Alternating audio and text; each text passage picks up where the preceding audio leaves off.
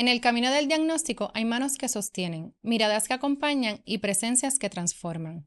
Hoy entramos en un espacio donde la fe, el servicio y la compasión se encuentran con la vulnerabilidad humana. Nuestra invitada es una mujer que ha dedicado su vida a acompañar a quienes se enfrentan a enfermedad, ofreciendo consuelo desde una vocación que abraza, sostiene incluso en los momentos más difíciles. Bienvenidos a Diario de un Diagnóstico, episodio 15. En este espacio le damos voz a los pacientes, sobrevivientes y cuidadores para que sus historias te inspiren resiliencia en medio de tu diagnóstico. Buscamos acompañarte y educarte, sabiendo que la comunidad es una herramienta poderosa de sanación. Comparte con quien acaba de recibir un diagnóstico porque nadie merece enfrentar un diagnóstico en soledad y queremos ser esa voz que te acompañe en tu proceso. Soy Solimar Rodríguez de Proyecto Revive, sobreviviente. Y yo soy Eliana Crespo del blog Sanando Bonito, sobreviviente. Nuestra invitada de hoy es una mujer que ha dedicado su vida a cuidar quienes atraviesan enfermedad.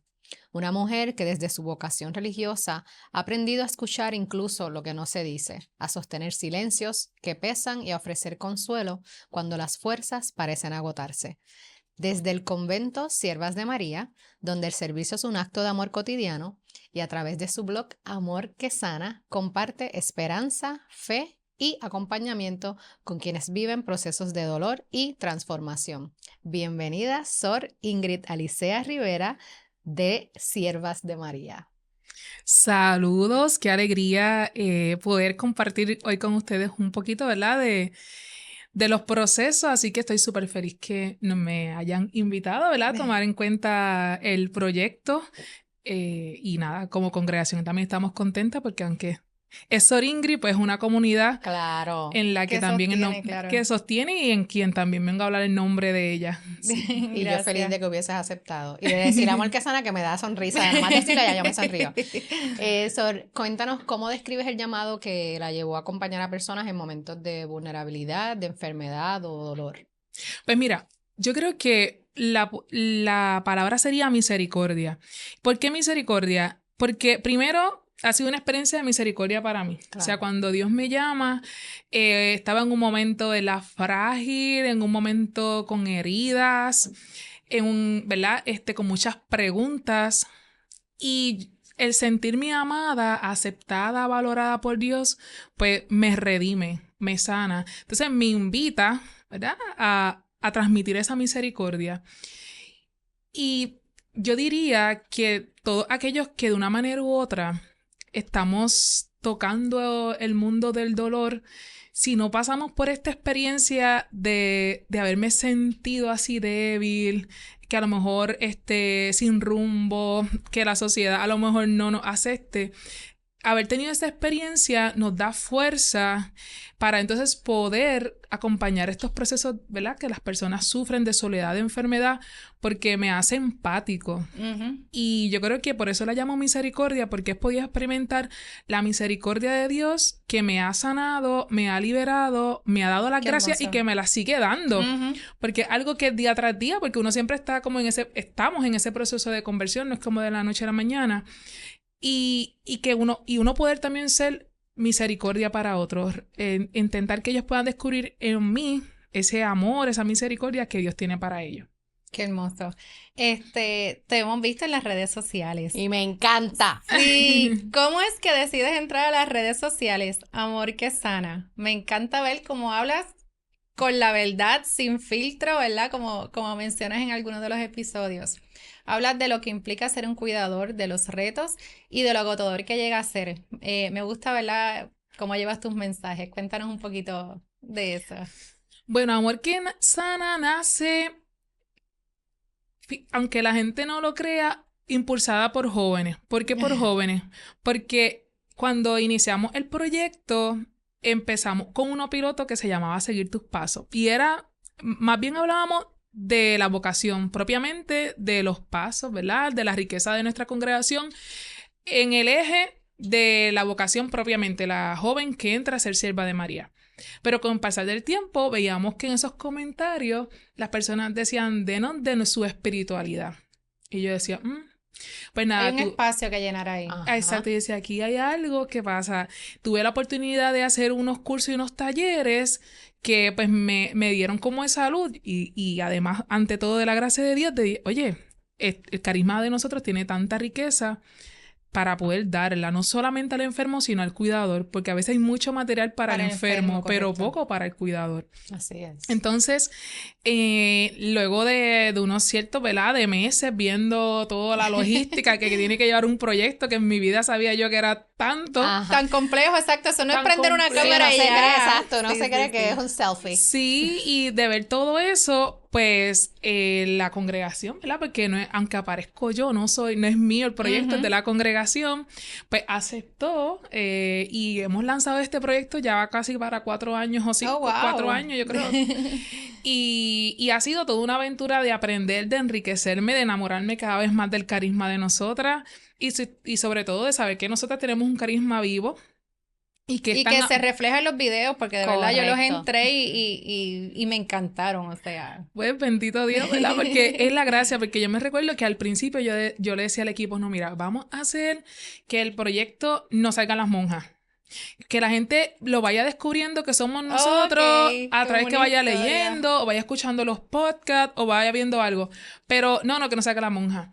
Pero después pasaron ciertas cosas que no había quien grabara.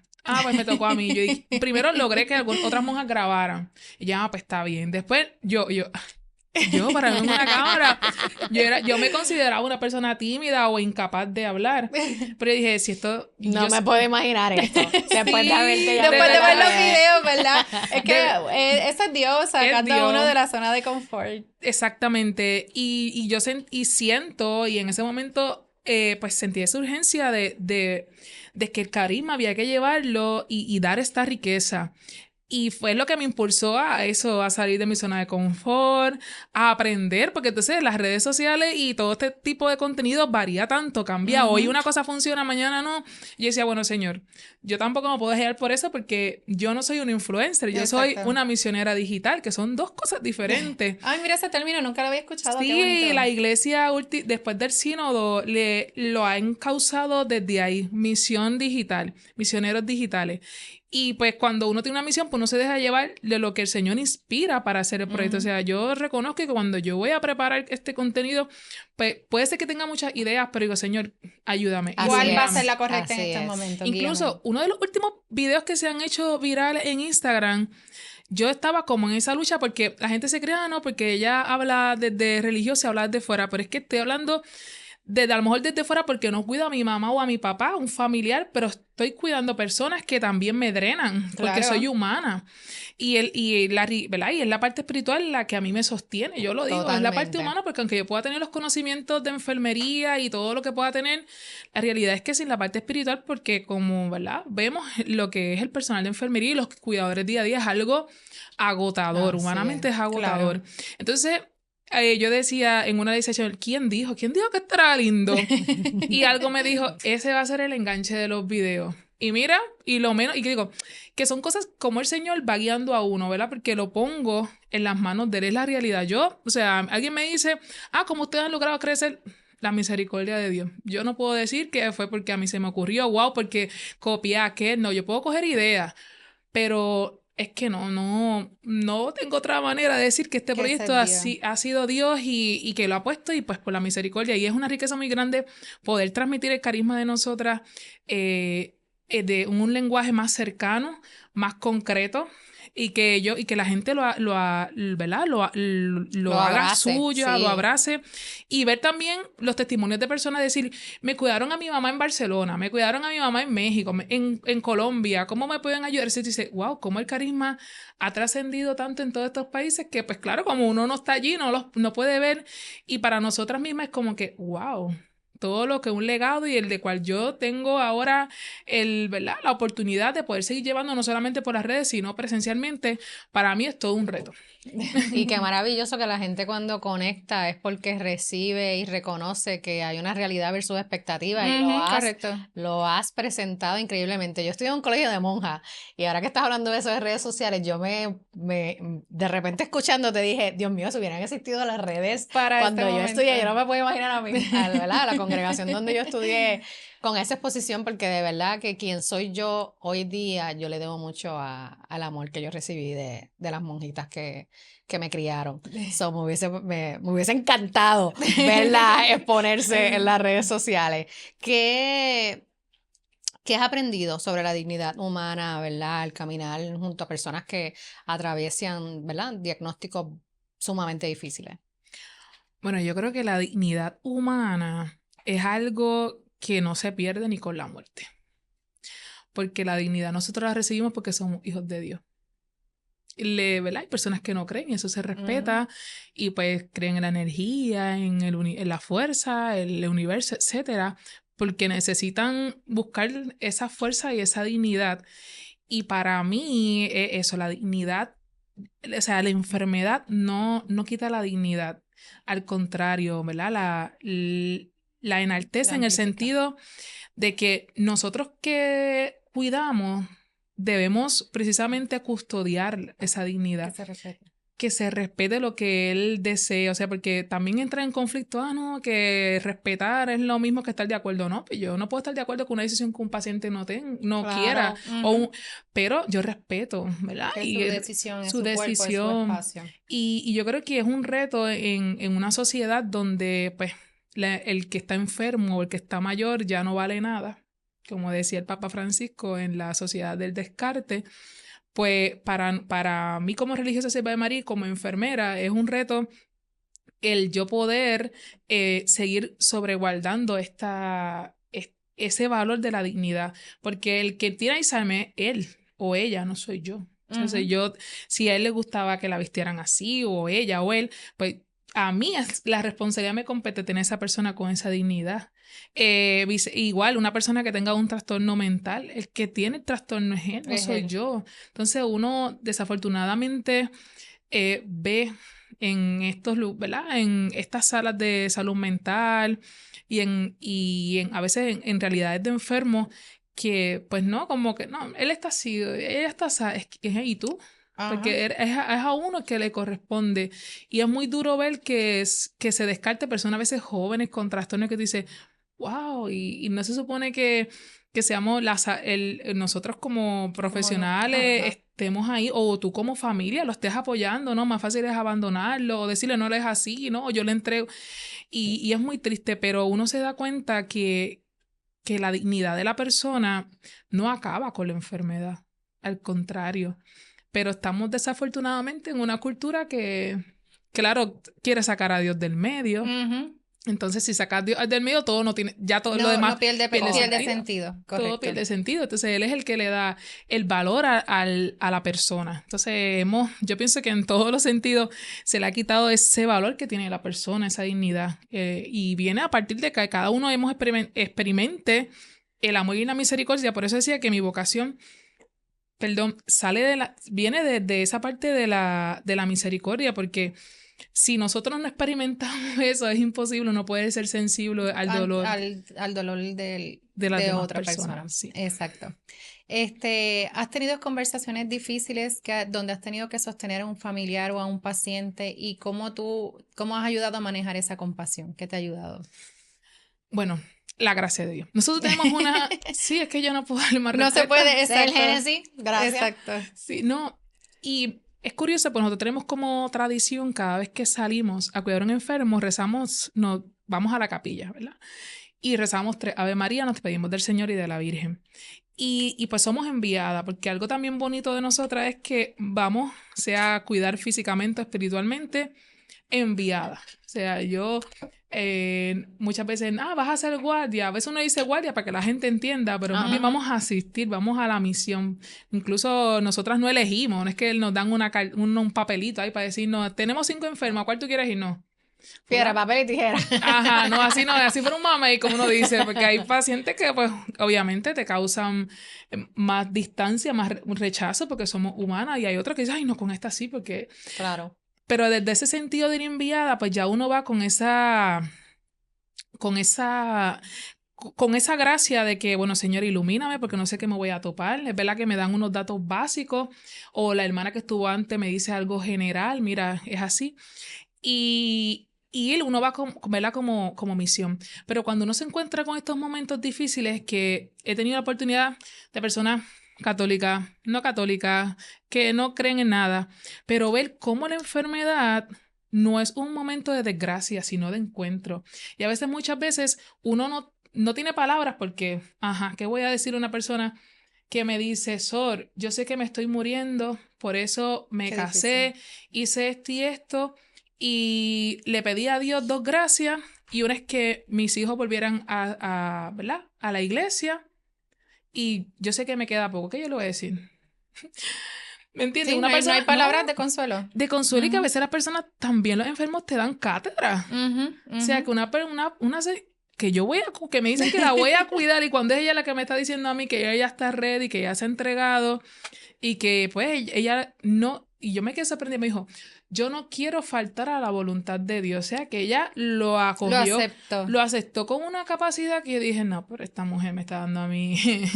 Catherine dice, wow, entonces uno se da cuenta. Y es difícil, pero uno como familiar tiene que aprender a escuchar eso. O Sí, sea, hay eso veces que en la familia no dejan ir a, lo ¿verdad? iba a comentar A ahorita las cuando ya estaba hablando personas. de lo del respeto. Es bien importante que, ¿verdad? En ese rol de cuidador, queremos a veces controlar el tiempo que voy a tener con ese enfermo, que hasta pelean con uno si uno no quiere hacer un tratamiento o, ¿sabes? Te exigen, no, es que tú tienes que hacerlo porque tú no te me vas, ¿entiendes? Ujú. Entonces, eso, ¿verdad?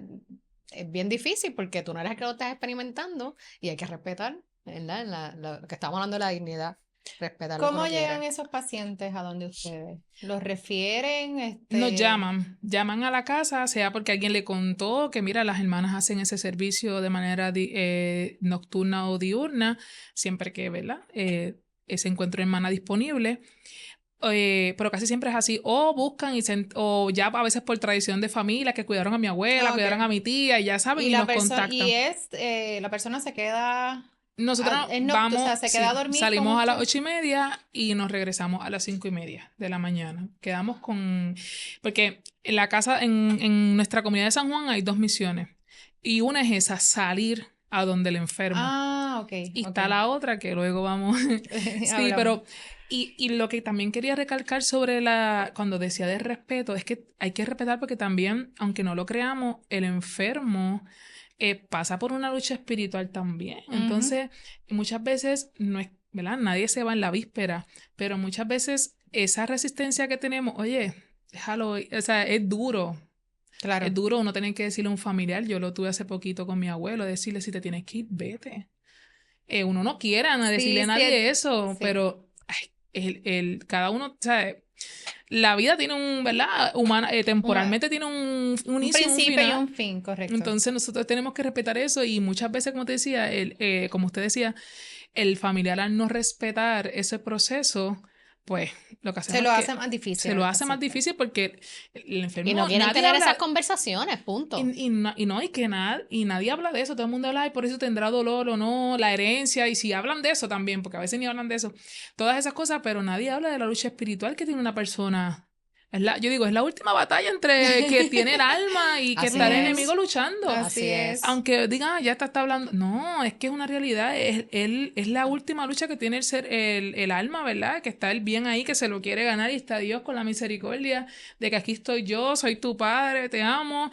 Y los otros de egoísta, no, que no se vaya, pero no se hablan de esos temas, y es bien fuerte uno presenciar esa lucha que tiene la persona entre el O bien y el las mal. pocas veces que se habla no están en el mismo nivel de espiritualidad, porque tú, También. como bien dijiste ahora, o sea, te estoy haciendo el comentario, yo lo llamo los actos de amor, que son las conversaciones incómodas. Ujú, Yo siento como paciente que yo tener esas conversaciones que mis familiares no quieren es un acto de amor, porque es que claro. yo necesito que ellos sepan que yo estoy en esa paz. Y obviamente, pero si el nivel espiritual de ella no está en el mismo mío, Ujú, pues entonces también. hay un conflicto. Pues mira, justamente la próxima pregunta tenía que ver eso. ¿Qué recomiendas a familiares que no saben cómo iniciar conversaciones sensibles con un ser querido enfermo? Pienso que primero debe ser la rectitud de intención. ¿Por qué le quiero preguntar esto? ¿O por qué le quiero decir esto? ¿Verdad? Porque si es, vamos a ponerlo algo superficial, pero importante. Los bienes. papi, ya tú hiciste un testamento y tampoco hay que esperar que le den un diagnóstico. Estos deben ser conversaciones naturales. Gracias, totalmente de acuerdo. Naturales. ¿Ya usted hizo su testamento? ¿Ya quiere que le lleve un...? No, sé que tampoco igual. Y que va a cambiar, o sea, tú lo pudiste haber hecho, qué sé yo, vamos a poner una edad a los 50 porque decidiste que es un, ¿verdad? Que uno todavía tiene expectativas de vida mucho más allá. Y tú a los 60 cambiaste de parecer o cambiaron los bienes o lo que sea, pues se va actualizando, pero que uno ya tenga, ¿verdad? Unos deseos ya preestablecidos. Sí, yo pienso que la intención, el por qué lo quiere hacer y también... Y una cosa, no solamente lo de ¿verdad? Las cosas materiales, sino que usted desea que le entuben, desean que le transfunden. ¿Qué usted quiere? ¿Cómo quiere que sea su funeral? Que aunque son incómodas, porque rápido empezamos, papi va a creer que yo me o mami va a creer que yo quiero que se esté muriendo. O que yo estoy pendiente a sus bienes. O si lo dicen tú, pero ellos dicen, esta está aquí. Por eso. No quiere luchar. O en el tema de los bienes, ella está pendiente a mis bienes. No, a lo mejor yo lo que estoy pendiente es evitar problemas a futuro con otros familiares, con otros hermanos, ¿verdad? Y sí, son temas difíciles. Difíciles, igual, también el del perdón. Mira, te perdono, porque a veces papá o mamá creen que no han, por ejemplo, que no nos han hecho nada. Yo tengo una herida y yo necesito decirle a papá que te perdono o a mamá te perdono por esto. Entonces no lo hablamos. Entonces los funerales y después viene el proceso de que es, ¿verdad? Después viene la culpabilidad. La culpabilidad, no tuve el tiempo, no se lo pude decir o no me atreví. Entonces yo creo que son cosas y que también les invito a los cuidadores a buscar ayuda. Porque para vivir todos estos procesos, porque muchas veces y todavía lamentablemente hay tanto tabú en buscar ayuda psicológica o psiquiátrica si es necesaria, y si yo sé que no puedo a lo mejor enfrentarme a la situación con mi papá, pues oye, voy a buscar ayudas externas, profesionales que me ayuden, o mediadores, exacto, si no lo puedes hacer tú, busca a alguien que te pueda ayudar, a lo mejor un amigo, una persona más cercana a él, mira fulano, usted no ha considerado que hay que hacerle testamento, o mire, usted tiene esa enfermedad, ¿qué vamos a hacer con esto? Usted se confesó, si son personas de la iglesia, ¿verdad? Usted quiere que vengan y le hagan una oración, un culto, ¿verdad? Dependiendo de la religión o lo que cree. Porque sí, que es importante que cuando estén escuchando esto no salgan corriendo a querer tener estas conversaciones. Exacto, por favor. Como que vamos a hablar de esto ahora. Sí, es importante que se tengan las conversaciones. Una de las cosas que yo promuevo mucho, que de las pocas cosas que me arrepiento, fue de buscar ayuda psicológica después. ¿Por qué? Porque yo tenía el síndrome Wonder Woman y yo tengo control y yo puedo con todo, y es cuando yo digo, cuando yo lo internalice y yo se lo comento a la gente cuando yo esté ready, y el wow factor explota. Y pues empecé a buscar ayuda un poquito tarde, pero no, bueno, justo cuando lo necesitaba realmente, y me ayudó muchísimo y lo comento muchísimo porque no me lo tengo que saber todo, no tengo que entenderlo todo, pero sí poder reconocer que necesitaba esa ayuda externa. Porque ahora yo lo hablo con un guille brutal, tú me estás escuchando aquí, mira, conversaciones, actos de amor, sí, actos de amor, pero a mí Claro, fue una madurez también que fuiste desarrollando. Fue una madurez que desarrollé cuando perdí a papi. ¿Sabes? Cuando yo pierdo a papi por una muerte inesperada, pues ya esa fue la primera arrastrada. Yo no estaba preparada para manejar la ausencia de él. Eso cuando me llega el diagnóstico, yo digo, espérate un momentito, que ya tengo una pequeña maestría aquí, esta conversación tenemos que tenerla porque es real, ¿sabes? No es porque como que te impactó. Claro, en un momento fue demasiado de fuerte para mí el manejo después de, o sea, todas estas conversaciones de qué va a pasar con esto y lo otro, ¿sabes? Más su diagnóstico. Pues, ¿sabes? Yo en la funeraria recuerdo eso como flotando, ¿sabes? A mí me estaban hablando y yo no internalizaba la información porque era tanto primero que yo estaba en shock y toda la información que me estaban dando y no podía internalizarlo. De ahí es que nace ese episodio que hice de actos de amor, porque yo tuve que sentar a los míos y decirle, mira, ¿verdad? El día que yo no esté, esto es lo que yo quiero, ¿no sabes? Uno rápido se pone, yo no quiero lágrimas, yo quiero flores, el party. Pues, y ahora me río, pero la cara de ellos de pescado de freezer pensando, no, pero esta no va a luchar, esta no va a luchar, o sea, lo he experimentado. No, porque una cosa es prepararnos, y yo creo que esto es algo que todos, y eso en los otros podcasts que he hecho con una psicóloga que es súper buena, ella también lo comenta mucho. Todos tenemos que prepararnos para envejecer.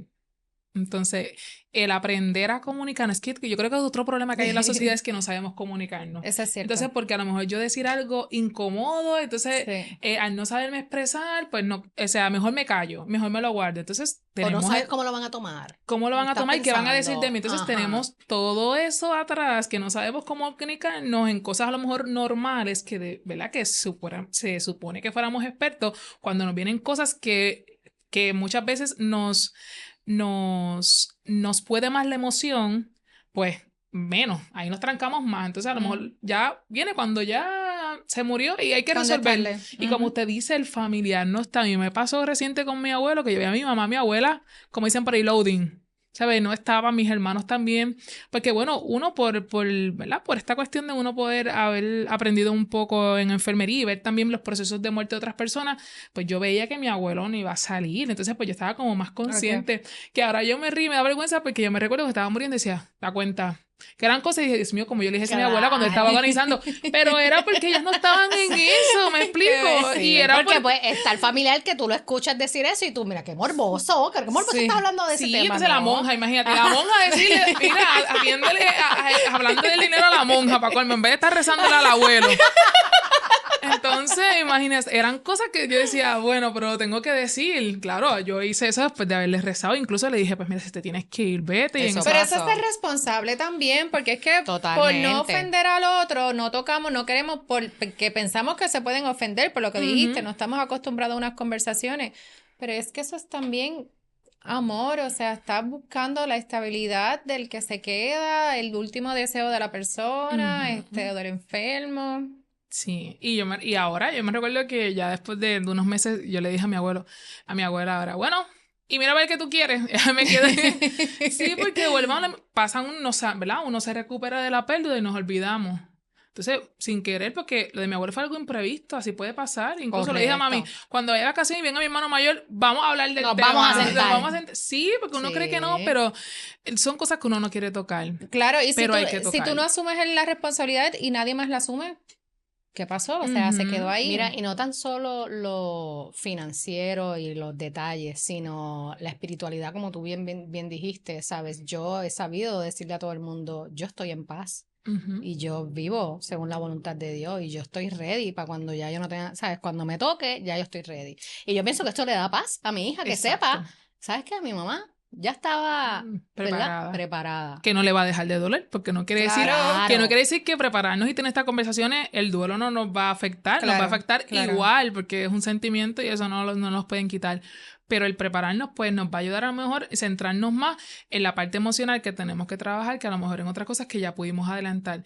Igual, como decía, no centrarnos solamente ni en la parte espiritual, ni en lo económico, también en lo emocional. Claro. Sanar esas heridas que tenemos con nuestros familiares y expresárselos, porque yo creo que eso es lo que también ayuda. Son 3 aspectos que nosotros no podemos dividirnos. Somos humanos, somos espirituales, tenemos emociones y que todas esas cosas, pues, si las unimos y las podemos trabajar y dialogarlas, pues mira, los procesos en todo ámbito y en todo diálogo, pues van a, y más en estos procesos de, ¿verdad? De enfermedad o con una persona cuando está un diagnóstico, esa persona que le decía, ella me fue relatando cómo ella hizo su proceso y ella me decía, yo hice esto, y yo hice, wow, hasta que dijo, ya, yo no quiero irme por la voluntad, arriba de la voluntad de Dios. Y así se lo decía a su hija, que su hija le decía, no, mami, tú tienes que esperar que yo me gradúe de la universidad. Exacto. Como diciendo, aguántate, pero desgraciadamente pues no pudo llegar, ¿verdad? No físicamente, pero... O sea, pero entonces ahí viene también a lo mejor un golpe más emocional, porque ella tenía unas expectativas que no logró cumplir. Exacto. Pero la paz que tenía ella, por eso es que digo, la enfermedad no es un momento de desgracia, un momento de gracia porque une familia, ¿verdad? Personas que tú no conocías o que hace tiempo no se veían, conoces personas y dígase que estamos hablando de enfermedades que la persona pueda estar consciente o no. Uno ver cómo esas familiares se desviven porque tenga todo, que si el primo vino a cuidarlo, que si vino la otra hija, que si viajó, la parte espiritual, a veces cuando no tienen familiares porque se ve esta otra parte, pues ven que a lo mejor esta enfermera cómo es capaz de enfocarse en él, ¿verdad? Porque sabe que está solo. De apretarle la mano. De apretarle los gestos, porque se habla. Ahí siempre suena más lo negativo, pero uno también ve personas de salud que intenta dar lo máximo cuando esos pacientes están solos. Y nosotras que tenemos la oportunidad de a lo mejor ir a las casas, uno ve que a lo mejor no tiene a nadie, pero ve que el vecino se encarga de, qué sé yo, de lavarle la ropa, el otro entonces tú vas viendo una comunidad que crece alrededor de un dolor que, y como le digo, tanto que sea que la persona está consciente, que sabe, como aquellos que pues a lo mejor, ¿verdad? Están inconscientes, han tenido un derrame, que no saben, ¿verdad? O que no te expresan, que no te expresan, que, ¿verdad? Que están conscientes. Que están conscientes, y ver cómo la comunidad se une y cómo es un encuentro también con la gracia, porque, y es así, y uno dice, wow, ¿cómo es capaz de unir la enfermedad? Aunque también se dan otras sinfines de cosas, pero si uno pone en la balanza, uno gana más, y yo creo que en esto ustedes son expertas porque han pasado por ese proceso, uno gana más que lo que pierde en ese proceso. Y ser parte, por lo menos yo, de ver eso, es como que tú dices, wow, cómo Dios es capaz de entrarse en la, ¿verdad? En la historia de las personas. Y lamentablemente siempre echa los 20 a Dios, que la enfermedad es por culpa de Dios. Pero cuando tú pones a ver, ningún estudio científico ha dicho que tiene la culpa de Dios ninguna enfermedad. Eso es así. Alimentación, genética, etcétera, etcétera. Qué posición tan privilegiada. Pero todo el mundo, la culpa se le echa a Dios. Entonces, realmente pienso que Dios no iba a permitir eso. Ajá, ¿cómo lo permitió? Oye. Sin embargo, en una situación como esta, Dios es quien nos sostiene a poder... En todo tiempo. Y por quien lo vemos ahora mismo, ¿verdad? Yo hablo todo el tiempo de mi diagnóstico como mi tiempo de luz. Y doy gracias a Dios por lo que viví. Y en mis posts, desde que estaba en el inicio del tratamiento, vi el cuidado de Dios desde el día 1, así que... Es que sí. Yo pienso que cuando uno está en la enfermedad, está en un momento de enfermedad, o ve a alguien, uno se acerca a lo trascendental, a lo que nunca se habla, a lo que nunca pensaste. Entonces, pues claro, esa parte espiritual es la que te absorbe. Que, ¿verdad? Decimos muchas veces, perdón, de espiritualidad solamente es como de lo religioso, pero es que no es religión, es esa parte innata. Eso es un ADN que tiene el ser humano, la parte espiritual.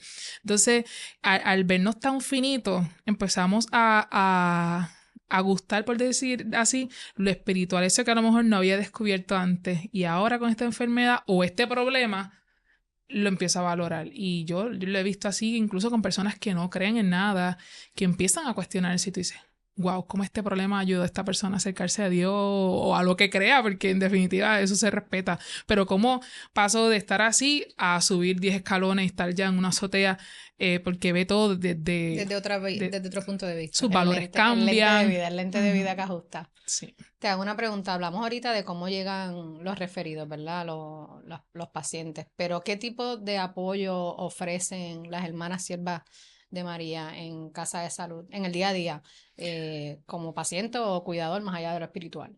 Bueno, en la Casa de Salud, que está ubicada en San Juan, justamente al lado de la Fortaleza, es antiguamente fue el primer hospital en el área de San Juan. O sea, lleva 502 años de fundado. Antes se llamaba el Hospital La Concepción. Si buscan en la historia en Google, lo van a encontrar. Pero con el paso de los tiempos, pues, ¿verdad? Por el espacio y demás, pasó a ser casa, después de los arreglos, ¿verdad? De la reestructuración del Departamento de Salud, pasa a ser Casa de Salud. Ahí tenemos 11 camas, un salón con 11 camas, donde recibimos mujeres con algún tipo de recuperación postoperatorio, sea cadera, hombro, de lo que sea, cualquier tipo de recuperación postoperatorio, o de algún tratamiento o alguna enfermedad que la deja un poco débil, y pues están un mes ahí recuperándose gratuitamente. Mucha gente dice, ¿por qué ustedes no cobran los planes? Es que nuestro carisma nació desde la gratuidad. Nuestra Santa Madre decía que esto era obra de Dios y que esa parte de la gratuidad había que mantenerla. Y si en los primeros inicios de la congregación, que sí se pasó mal, que si nosotros nos quejamos ahora, en esos tiempos sí era malo, porque imagínate, era algo que empezaba, que no tenía reconocimiento, y en ese tiempo de España, que la cosa se estaba poniendo fuerte con la iglesia, ella no cobró nada. ¿Por qué ustedes hoy? Porque ella decía que era, ¿verdad? Que esa parte gratuita, incluso lo tenemos en las constituciones, pues así se mantiene el carisma. Y yo creo que es una riqueza grandísima porque uno ve la providencia de Dios, como ella bien decía, que se desborda por todos los lados. Entonces, pues ahí pues recibimos a las mujeres, 11 mujeres, tenemos 3 cuartos privados, que ya son como funciona como un asilo, están 3 pacientes ahí que están ocupados actualmente. Y pues nada, y ahí le ofrecemos ayuda obviamente de enfermería, el cuidado propio, también la parte espiritual, se le ayuda con dinámicas, con terapias, manualidades. Si la persona necesita terapia, ¿verdad? Para su recuperación, pues se hace en unión con lo que es ¿verdad? ¿Cómo se llama? Con su trabajadora social, y demás. Y de verdad que es una riqueza y es algo muy, es una herencia. Estar ahí también es ser historia, porque es algo que lleva tantos años y uno a veces se asombra porque los guías turísticos llevan a las personas y dice, Dios mío, a veces uno está en el día y dice, ¿qué viene este turista a ver esto? Una capilla, unas monjas, pero claro, es la historia que tiene y verlos a ellos como decirte, aplícatelo, créetelo, que tú estás haciendo historia y valora donde estás, porque eso lo hicieron los españoles, ¿verdad? Lo crearon los españoles. Pero es una gracia muy grande el poder estar ahí, poder servir y transmitir este carisma. Pero ¿cómo? O sea, yo tengo una cirugía pendiente. Pues allí te esperamos. ¿Cómo es que tengo que hacer? Facilito. Vas y haces la preadmisión, van a casa, llaman, ¿verdad? O van a la casa, hacen la preadmisión donde se le dan unos documentos para que se lo lleven al doctor, ¿verdad? Hay un protocolo y pues nada, se ajusta, se ve si hay camas disponibles y se te guarda la cama. Y ahí estás un mes. Okay. Sí. ya mismo te tienes a Eliana de pues allí le esperamos y de ahí hacemos el próximo podcast. Exacto. El proceso de la recuperación de Exacto. Eliana. Mira, ¿cómo integran la fe en las necesidades prácticas de quienes cuidan y quienes están enfermos? Bueno, la fe yo creo que en todo porque es que, como digo yo, esto no se puede si no es con la gracia de Dios. Eso y además, yo creo que eso es lo que nos da la diferencia, a lo mejor, una vez me preguntaron, ¿cuál es la diferencia entre ser religioso y ser enfermera? Si es lo mismo. ¿Ser religioso y ser qué? Y ser enfermera. Me preguntaron una vez si es lo mismo humanamente, ¿verdad? Yo estoy haciendo lo mismo que una enfermera. Pero lo que le da diferencia es la rectitud de intención y sobre todo la fe. ¿Por qué? Y por qué lo estoy haciendo.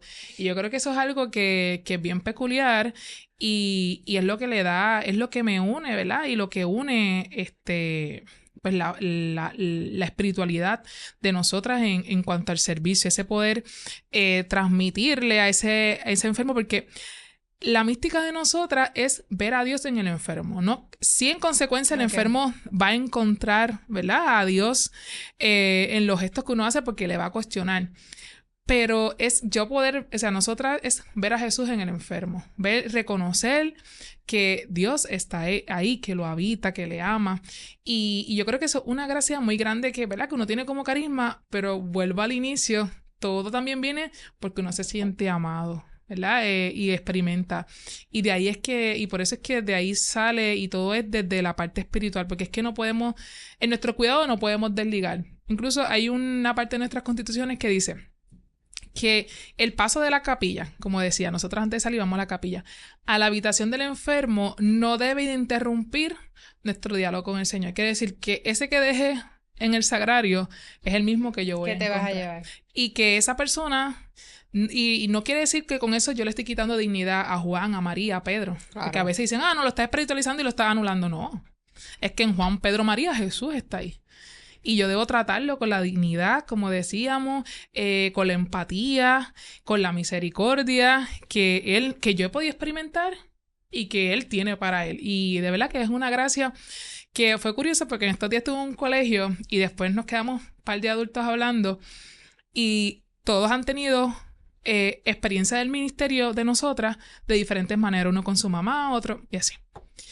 Y yo los escuchaba hablar y yo decía, wow, qué grande es nuestro carisma. A veces uno por estar en el día a día y como los cuidadores que pasan que se dejan de asombrar o de valorar lo que hacen porque correcto. Estamos no llego aquí o estoy cansado, me pasa este problema. Porque uno lo da por dado, o sea. Y escuchar a estas personas y cuando yo leía las preguntas antes de ir para que decía, ay Dios mío, decía yo, cuánta riqueza y uno no lo valora. Y nada, yo creo que con este proyecto de Amor que Sana, para mí es todo el tiempo estar cuestionándome.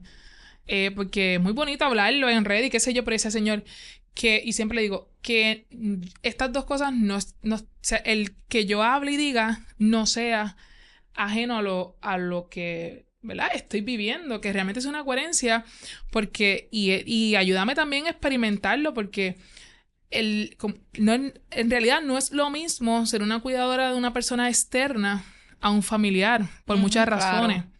Pero el mismo cansancio que yo siento, cuanto más lo sentirá un cuidador que está día y noche, que a lo mejor no tiene quien le dé una mano en la parte económica, la parte espiritual que no tiene apoyo. Porque si es así, yo he tenido todas las gracias que tengo, todos los días de Eucaristía, una formación, y tengo todas estas luchas y me cuestiono Y es todo difícil. cuánto más. Y de ahí es que surge también todos esos temas que la gente dice, cónchale, pero esta monja me dijo esto, y a veces digo, a la gente, yo veo los comentarios y digo, como que digo, Dios mío, pero cómo, ¿verdad? Todos tenemos, ¿verdad? Pasan por eso y escucharlos a ellos, yo digo, wow, realmente que esto es obra tuya, porque yo en mi vida pensé poder transmitir el carisma de esa manera, e incluso que la congregación, ¿verdad?, lo permitiera. Así que para mí es toda una riqueza y un agradecimiento profundo a Dios de haberme llamado, porque imagínate, yo percibí, ¿verdad?, o descubrí que Dios me llamaba a mis 15 años. Qué muy Jovencita. Y entré a los 16 y entonces tener ahora, ¿verdad? Esa gracia, incluso enfermería. Yo no quería ser enfermera. Yo nunca me vi enfermera. O sea, nunca me vi ni monja ni enfermera. Yo quería jugar voleibol y quería ser policía. Pero esos policías que están en los líos ahí, que llegan de noche ahí. Esa era, ¿verdad? Ese era mi ideal. Y cómo el Señor es capaz de cambiar los planes. Y cómo se entreteje y que me haga partícipe de ser un plan de salvación para esas personas que pone a mi servicio, tanto del enfermo como de los familiares, una gracia muy grande. Y que yo creo que si todos los que están al servicio de los enfermos descubrieran eso también, y no solamente el enfermo, todo aquel que brega con otra persona, ¿verdad? Dijera, wow, yo puedo ser un instrumento. Es como que, ¿verdad? Wow. Y pues nada, yo creo que es también un carisma de una herencia de muchas hermanas que ya lo han vivido y que me lo transmitieron y que todavía lo transmiten. Uno se habla de las diferencias que podamos tener por edades y demás, ver esas hermanas mayores irse por las noches a cuidar enfermos, esa pasión que tienen por que tengan su sacramento, precisamente como hablan de los testimonios que tú dices, wow. Es como que uno es muy asombroso y es una riqueza. Yo pienso que estás en una posición sumamente privilegiada porque, como bien dijiste, ser testigo de ese impacto espiritual en las personas que llegan a ti, porque en lo cotidiano, estar metida en la casa como enfermera, pues puede que sea más abrumador, pero de repente salir a la calle y escuchar todos estos testimonios, eso ya te recargaste, el cansancio se futeteó, se fumó. O sea, es que qué bendición. Y una de las cosas que aprendí, yo no sé si esto ya yo lo había hablado antes, pero cuando comencé con mi diagnóstico, una de las personas que más amo en mi vida, yo le pregunté que ella entendía iba a ser lo más difícil, porque ya lo había vivido.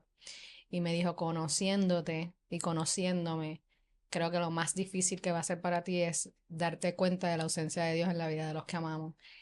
Y yo volé por la arbolada con eso, porque cuánta verdad. Mi testimonio se convirtió en esa herramienta que Dios quiso utilizar para jamaquear el corazón de los que me amaban. Así que me siento también bien privilegiada de, pues, que Dios se bote conmigo para estar usándome de ejemplo. Sí, y una realidad, porque, por ejemplo, cuando yo veo personas, ¿verdad?, que lo dan todo en las redes y, ¿verdad?, y uno ve que no, ¿verdad?, que no arrancan, yo digo, Dios mío, cómo se ve que es tu obra. Indiscutiblemente es tu obra, porque es que yo no me siento, o sea, yo no me siento nada, ni que a veces no sé ni expresarme, ni la R por la L y diversas cosas. Natural. Pero como el Señor es capaz, ¿verdad?, de usar a utilizarte. Uno. Y uno se queda como pasmado. Yo mismo a veces, cuando la gente a veces me dice, ay, trae la monita los videos, yo trágame tierra. Vamos a que traer los videos, me encanta. Sí, porque... Y era influencer. No, influencer. No, porque recuerda que el influencer pero realmente... es que sí estás inspirando. Una cosa es inspirar, pero el influencer recuerda que se inspira a él. Él habla de él. O de la marca que está promocionando. Claro. yo, aunque salgo, ¿verdad? Esta persona sale, pero estoy hablando de un carisma y de unos testimonios y de una realidad. O sea, aunque pudiera parecer que soy la protagonista, no lo soy. Primero, porque reconozco que esto es un llamado de Dios. Y segundo, porque es algo que he recibido. O sea, yo por eso a veces me da vergüenza y el hermano dice que no te dé vergüenza. Y yo, pero es que, ¿verdad? No te lo creo, que te da toda vergüenza. Sí. Si pudieras dejar un mensaje a quienes hoy enfrentan un diagnóstico o cuidan a alguien que lo esté enfrentando, ¿cuál sería? Bueno, si eres cuidador, ¿verdad? Te invito a sobre todo ponerlo en las manos de Dios, a buscar ayuda, a ser sincero, ¿verdad? Contigo, decir hasta dónde puedo con esto. No sentirte mal si a lo mejor ves que no puedes cuidarlo o cuidarla.